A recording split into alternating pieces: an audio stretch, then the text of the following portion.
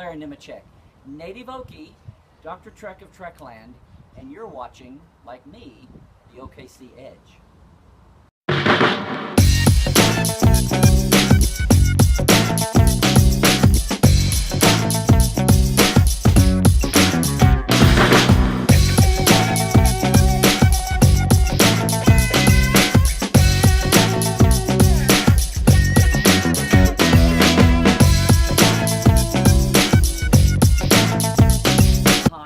Nemecek, native Okie, and the mayor of Trekland, I guess. Dr. Trek is what I've come to call myself after all these years, because to actually do the resume gets kind of long and boring. But I have a theater and a news background, many interests, but one of them was always Star Trek and science fiction.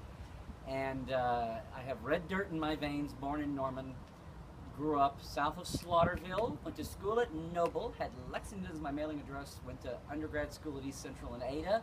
So I think I got my Okie cred, and I love my Sooners. But about 20 years ago, we moved to LA after I had the good fortune to self-publish some Star Trek works through my other work, and got the chance to write the Next Generation Companion, the official guidebook to the Next Generation. And that kind of opened doors for me, and we moved to LA in 1994, 20 years ago, and since then, more or less, Star Trek has been my career, and lots of other hobbies.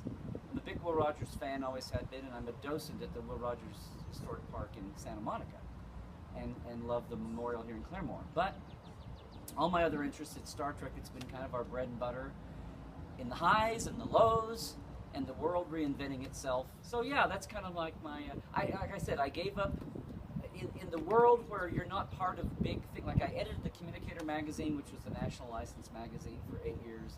Worked on the Fact Files out of the UK.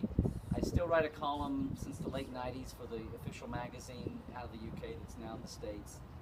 And I worked on the tour shows, the Las Vegas Experience, just a lot of official things. And then lately, I got to play McCoy twice in one of the bigger fan films, Star Trek Continues. And now I'm working with 2 nonprofits. I'm on the board for the Hollywood Sci-Fi Museum, which is being conceived and growing, and also the Enterprise in Space Project, which is a real-life space mission. Both of those are nonprofits, but they're building on the appeal of sci-fi and Star Trek, and doing greater goods. They both have an educational component going.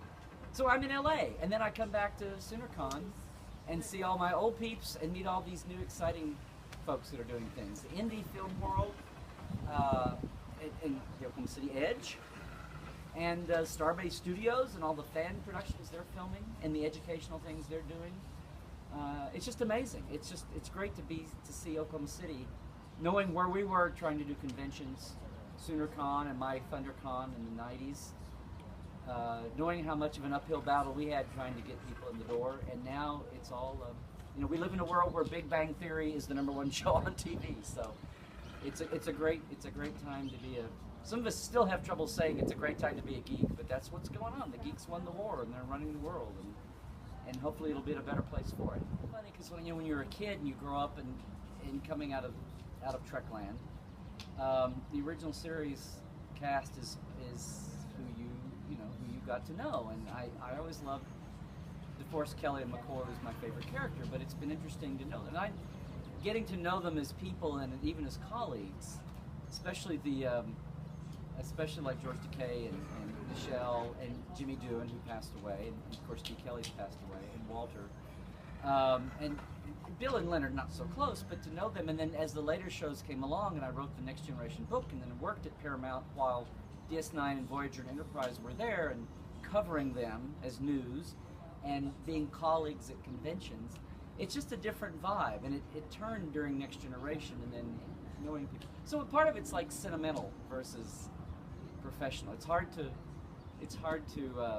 do all that. But my old little fanboy heart was the first time I finally got to meet Dee.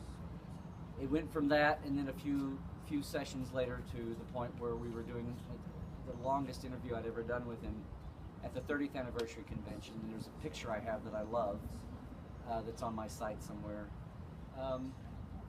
Yeah, it's hard to sort out the sentimental from the people you work with now. They're all great people, and the behind-the-scenes people.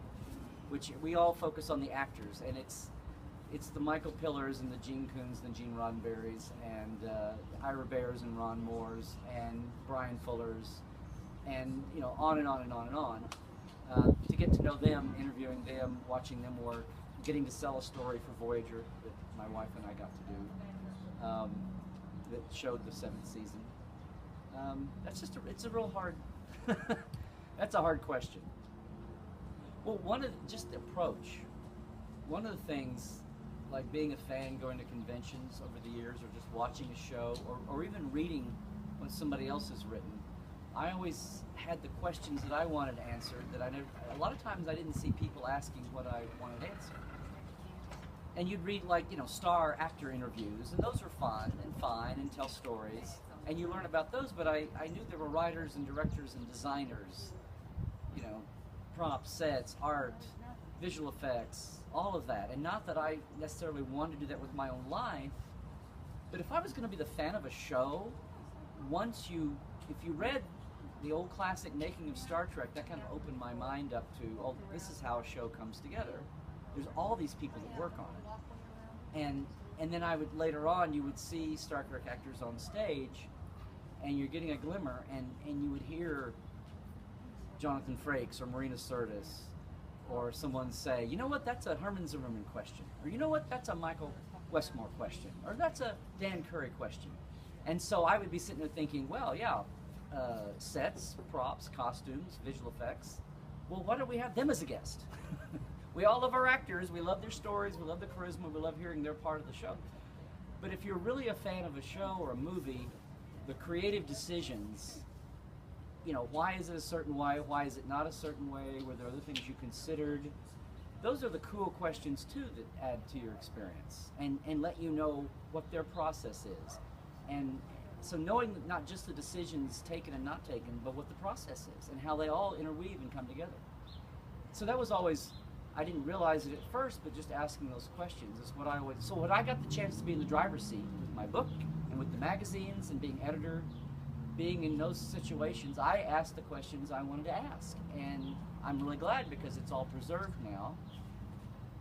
And I've just always tried to be, a fan with training, bring my journalism and bring my performance backgrounds together and have a clue, so I'm not coming totally out of the blue when I talk to people, hopefully intelligently, about what they do. And of course I've learned a lot since then. But yeah, I've just always tried to be point of view of a fan who has a glint about what their life is like and what people don't know. So I think that's what I've always tried to do, and maybe that's why I've always, people have appreciated what I've done. I guess the best place is LarryNemecek.com, Nemecek, and I kind of call my blog Trekland, but you can get to that from there. And my Facebook, I have Larry Nemecek Trekland Facebook, and Larry Nemecek on Twitter and all that stuff. My documentary I've been working on and hope to be wrapping up the next couple of years is called The Con of Wrath, which was about a real life event. And I was excited because that was the first media thing instead of being a word guy, got to cross over and do that even before Star Trek continued. So that's kind of all kinds of spin-off things, but you can see it all at LarryNemecek.com.